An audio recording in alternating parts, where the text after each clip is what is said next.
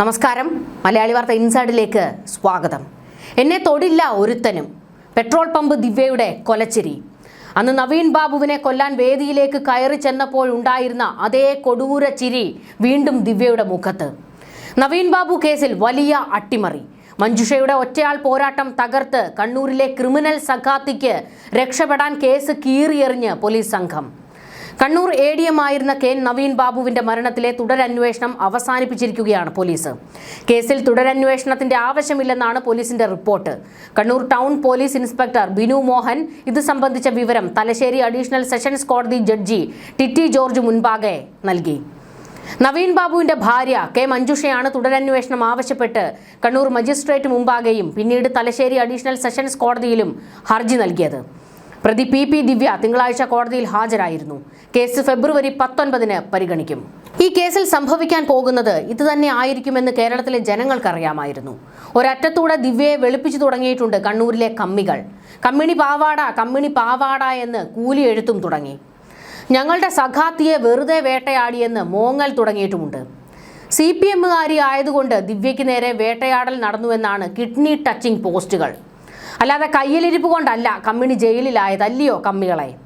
ദിവ്യ എന്ന സ്ത്രീയുടെ തനിനിറം കേരളം കണ്ടതാണല്ലോ. ഒരു പാവം പിടിച്ചവനെ നാവിൻ്റെ മൂർച്ചയിൽ ആത്മഹത്യയിലേക്ക് തള്ളിയിട്ടു. അത് ആത്മഹത്യയല്ല, കൊലപാതകമാണെന്ന് ഇപ്പോഴും ആരോപണമുണ്ട്. വീട്ടിലേക്ക് പോകാൻ ക്വാർട്ടേഴ്സിൽ നിന്നിറങ്ങി പാതി വഴിയിലെത്തിയ മനുഷ്യൻ പിറ്റേന്ന് രാവിലെ ക്വാർട്ടേഴ്സിൽ തൂങ്ങി മരിക്കുന്നു. എങ്ങനെയാണിത്? ഇപ്പോഴും അത് തൊണ്ട തൊടാതെ വിഴുങ്ങാൻ കേരളത്തിന് കഴിഞ്ഞിട്ടില്ല. ക്ഷണിക്കാത്ത പരിപാടിക്ക് കയറി ചെന്ന് ആ സാധു മനുഷ്യൻ കൈക്കൂലിക്കാരനെന്ന് അപമാനിക്കുന്നു. വീഡിയോ ചിത്രീകരിച്ച് വൈറലാക്കുന്നു. അപമാന ഭാരത്തിൽ ആ മനുഷ്യൻ ജീവിതം തന്നെ അവസാനിപ്പിക്കുന്നു. തെറ്റുകാരനല്ലെങ്കിൽ അയാൾ എന്തിന് ആത്മഹത്യ ചെയ്തു? പോരാടണമായിരുന്നു എന്ന് ദിവ്യ പിന്നീട് പറഞ്ഞിരുന്നു. മാനാഭിമാനമുള്ളവന് ഇതൊന്നും താങ്ങാൻ കഴിയില്ല.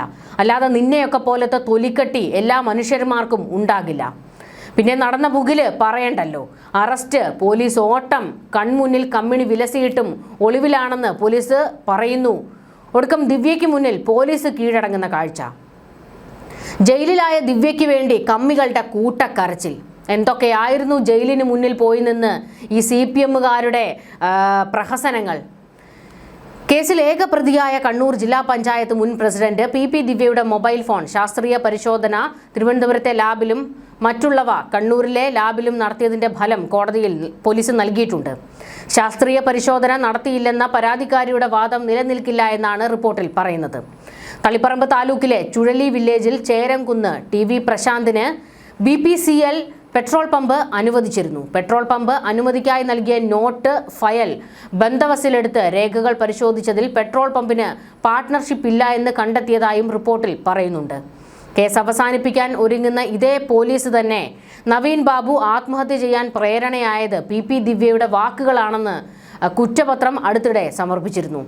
ദിവ്യയാണ് കേസിലെ ഏക പ്രതിയെന്നും അന്വേഷണത്തിൽ വ്യക്തമായതെന്നും കുറ്റപത്രത്തിൽ പോലീസ് പറയുന്നു. നവീൻ ബാബു കൈക്കൂലി വാങ്ങിയതിന് നേരിട്ട് തെളിവുകളൊന്നും ലഭിച്ചിട്ടില്ല എന്നും ഇതിൽ പറയുന്നുണ്ട്. നേരത്തെ റവന്യൂ വകുപ്പിന്റെ അന്വേഷണത്തിൽ തെളിവില്ലെന്ന് കണ്ടെത്തിയിരുന്നു. തുടരന്വേഷണത്തിന്റെ ആവശ്യമില്ലെന്ന് വ്യക്തമാക്കിയ പോലീസ് ഏമാന്മാരോട് ചിലത് ചോദിക്കാനുണ്ട്. നവീൻ ബാബു കൈക്കൂലി വാങ്ങി എന്നായിരുന്നല്ലോ PP ദിവ്യയുടെ വാദം. എന്നാൽ കൈക്കൂലി വാങ്ങിയെന്ന് തെളിയിക്കാൻ ഇതുവരെ ഒരു അന്വേഷണ ഏജൻസിക്കും കഴിഞ്ഞിട്ടില്ല. കേസിലെ പ്രധാനി മറ്റൊരുത്തനുണ്ടല്ലോ, പ്രശാന്ത്. അയാളുടെ റോൾ എന്താണെന്ന് കണ്ടെത്താൻ കഴിഞ്ഞോ? സർക്കാർ ആശുപത്രിയിലെ താൽക്കാലിക ജീവനക്കാരനായ ഈ പ്രശാന്തിന് പെട്രോൾ പമ്പ് തുടങ്ങാനുള്ള 1 കോടിക്കടുത്ത് രൂപ എവിടെ നിന്ന് കിട്ടിയെന്ന് അന്വേഷിച്ചോ? ആരുടെയോ ബിനാമിയാണ് ഇയാളെന്ന ആരോപണം ആ സമയത്ത് ഉയർന്നു വന്നിരുന്നു. അതിൻ്റെ സത്യാവസ്ഥ അന്വേഷിച്ചോ? നവീൻ കൈക്കൂലി വാങ്ങിയെന്ന് CM ഓഫീസിലേക്ക് പരാതി അയച്ചു എന്ന് ഇതേ പ്രശാന്ത് കളവ് പറഞ്ഞു. എന്നാൽ അങ്ങനെ ഒരു പരാതി കിട്ടിയിട്ടില്ല എന്ന് CMന്റെ ഓഫീസ് തന്നെ പിന്നീട് വ്യക്തമാക്കി. CM ഓഫീസിനെ വരെ ഇതിലേക്ക് വലിച്ചിഴച്ച ഒരുത്തനെതിരെ പോലീസ് എന്ത് നടപടിയെടുത്തു? നവീൻ കൈക്കൂലി ചോദിച്ചെങ്കിൽ പ്രശാന്ത് പരാതിപ്പെടേണ്ടത് വിജിലൻസിലായിരുന്നു. എന്തിന് ദിവ്യയോട് പരാതിപ്പെട്ടു? അതോ കമ്മിണിയാണോ ഇനി വിജിലൻസ്? പോട്ടെ, അത് അവർ തമ്മിലുള്ള സൗഹൃദത്തിന്റെ പേരിലാകാം. എന്താണ് ഇവർ തമ്മിലുള്ള സൗഹൃദം, ബന്ധം? ഇതൊക്കെ പോലീസ് അന്വേഷിച്ചോ? നവീന്റെ മരണശേഷമാണ് വിജിലൻസിൽ കൈക്കൂലി വാങ്ങിയെന്ന് പറഞ്ഞ് ഒരു പരാതി കിട്ടിയത്. ആ പരാതിയിൽ ഒപ്പിട്ടിരിക്കുന്നത് പക്ഷേ പ്രശാന്ത് അല്ല. കാരണം പ്രശാന്തിന്റെ ഒപ്പല്ല അതിൽ ഉണ്ടായിരുന്നത് എന്ന് വ്യക്തമായിട്ടുണ്ട്. അപ്പോൾ ഒപ്പിട്ടത് ആരാണ്? അതായത് നവീൻ മരണപ്പെട്ടതിന് ശേഷം തെളിവുണ്ടാക്കാൻ ദൃശ്യം മോഡൽ കളി നടന്നു. ഇത്രയും വലിയ സംശയങ്ങൾ മുന്നിലുള്ളപ്പോൾ എന്ത് പിണ്ണാക്കിന്റെ അടിസ്ഥാനത്തിലാണ് തുടരന്വേഷണം ആവശ്യമില്ലെന്ന് പോലീസ് പറയുന്നത്? അതായത് ജനങ്ങൾക്ക് പോലും, സാധാരണക്കാർക്ക് പോലും സംശയം തോന്നുന്ന പല കാര്യങ്ങൾ ഇതിലുണ്ട്. ഇതിൽ നിന്ന് വ്യക്തമാകുന്നത് AKG സെന്റർ പറഞ്ഞതനുസരിച്ചാണ് തുടരന്വേഷണം വേണ്ട എന്ന് പോലീസ് പറഞ്ഞിരിക്കുന്നത്. മറ്റൊരു കാര്യം നവീൻ്റെ മരണത്തിലാണ്. അതായത് അദ്ദേഹം വീട്ടിലേക്ക് പോകാൻ നിൽക്കുകയായിരുന്നു. വീട്ടിലേക്ക് പോകാൻ തുടങ്ങിയ ഒരു മനുഷ്യൻ, അവിടെ നിന്ന് ഇറങ്ങി പകുതി വരെ പോയ ഒരു മനുഷ്യൻ എങ്ങനെയാണ് പിറ്റേ ദിവസം രാവിലെ ഈ ക്വാർട്ടേഴ്സിൽ മരണപ്പെടുന്നത്, ആത്മഹത്യ ചെയ്ത നിലയിൽ കണ്ടെത്തുന്നത്? ഇതിലൊക്കെ വലിയ സംശയങ്ങളുണ്ട്. അദ്ദേഹം പാതി വഴി വരെ പോയി. അപ്പോൾ എന്താണ് അതിനിടയ്ക്ക് സംഭവിച്ചത്? ഇത്തരത്തിൽ ഒരുപാട് സംശയങ്ങൾ, അദ്ദേഹത്തിൻ്റെ മരണത്തിൽ പോലും സംശയങ്ങൾ നിഴലിക്കുന്നുണ്ട്. എന്നിട്ടാണ് തുടരന്വേഷണം ആവശ്യമില്ല എന്ന് പറഞ്ഞുകൊണ്ട് ഏമാന്മാർ കേസ് ഫയൽ അങ്ങ് മടക്കുന്നത്. ഇത് ദിവ്യയെ രക്ഷിക്കാൻ വേണ്ടിയുള്ളതാണെന്ന് കൃത്യമായി ഇവിടുത്തെ ജനങ്ങൾക്ക് ബോധ്യപ്പെട്ടിട്ടുണ്ട്. CPMന്റെ ഒരു ഇരട്ടത്താപ്പ് കൂടി ഇതോടെ വ്യക്തമാകുകയാണ്. PP ദിവ്യയെ ജനാധിപത്യ മഹിളാ അസോസിയേഷൻ സംസ്ഥാന ഭാരവാഹിത്വത്തിൽ നിന്ന് CPM ഒഴിവാക്കിയിരുന്നു. ഇത് പോലീസ് കേസ് അവസാനിപ്പിക്കുന്നതിന് മുൻപുള്ള നാടകം കളിയാണെന്ന ആരോപണം ശക്തമാകുന്നു. പോലീസ് കേസ് അവസാനിപ്പിച്ചാൽ അത് CPM സമ്മർദ്ദം കൊണ്ടാണെന്ന് വ്യാഖ്യാനിക്കരുത്. അതിനുവേണ്ടി ഒരു മുഴം മുന്നേ എറിഞ്ഞതാണ്. കണ്ണൂരിലെ പല നേതാക്കളുടെയും കണ്ണിലുണ്ണിയാണ് ഈ PP ദിവ്യ. പോലീസ് അറസ്റ്റ് ചെയ്തുകൊണ്ട് പോകുമ്പോൾ ജയിലിന് മുന്നിൽ തടിച്ചുകൂടിയ CPM നേതാക്കളെ നമ്മൾ കണ്ടിരുന്നല്ലോ. ഗോവിന്ദന്റെ ഭാര്യ ശ്യാമള, ശ്രീമതി തുടങ്ങിയ എല്ലാവരും ഓടിയെത്തിയിരുന്നു. ദിവ്യയെ പാർട്ടി അങ്ങനെ കൈവിടില്ലെന്ന് കൃത്യമായിട്ട് ജനങ്ങൾക്കറിയാം. ഇതേ പാർട്ടി കുടുംബം തന്നെ ആയിരുന്നില്ലേ നവീൻ്റേത്? അവരെ പച്ചയ്ക്ക് വഞ്ചിക്കുകയല്ലേ പാർട്ടി ചെയ്തത്? ആ അമ്മയെയും മക്കളെയും ദിവ്യയെ രക്ഷിക്കാൻ വേണ്ടി വേട്ടയാടി ഈ നാണം കെട്ടവന്മാർ. മഞ്ജുഷയുടെ പോരാട്ടത്തെ പിന്നിൽ നിന്ന് കുത്തി. എല്ലാം അവസാനിച്ചു, രക്ഷപ്പെട്ടു എന്നാണോ PP ദിവ്യ കരുതുന്നത്? ഒന്നും അവസാനിക്കുന്നില്ല, തുടക്കം മാത്രമാണ്. ഒരു കുടുംബത്തിൻ്റെ ശാപം അത് നിങ്ങളുടെ തലയ്ക്കു മുകളിലുണ്ട്. നഷ്ടങ്ങളുടെ പാതാള കുഴിയിലേക്കാണല്ലോ ദിവ്യ ഇപ്പോൾ വീണിരിക്കുന്നത്. തദ്ദേശ തെരഞ്ഞെടുപ്പ് തോൽവിയുടെ കാരണക്കാരി ദിവ്യയും ആരെയും ഒക്കെയാണെന്ന് സഖാക്കൾ തന്നെ പച്ചയ്ക്ക് തുറന്നടിച്ചു പല യോഗങ്ങളിലും. ഇനിയും ഇവളുമാരെ ഒന്നും ഉയർത്തിക്കൊണ്ടുവരേണ്ട ഒരാവശ്യവുമില്ല എന്ന് നേതാക്കൾ തന്നെയാണ് പച്ചയ്ക്ക് പറഞ്ഞത്. നിയമസഭാ തെരഞ്ഞെടുപ്പിൽ ഒരു MLA സീറ്റ് സ്വപ്നം കണ്ട് കഴിയുകയായിരുന്നു PP ദിവ്യ. അത് തേഞ്ഞൊട്ടി. ജനങ്ങളെ വെറുപ്പിച്ചതുകൊണ്ട് തെരഞ്ഞെടുപ്പ് പ്രചാരണത്തിൽ പോലും ദിവ്യയെ ഇറക്കാൻ ഭയപ്പെടുകയാണ് CPM. ഒരു പദവികളും കൊടുക്കാതെ ദിവ്യയെ പൂർണ്ണമായും മാറ്റി നിർത്തുന്നു. രാഷ്ട്രീയ ഭാവി തന്നെ തൊലഞ്ഞിട്ടുണ്ട്.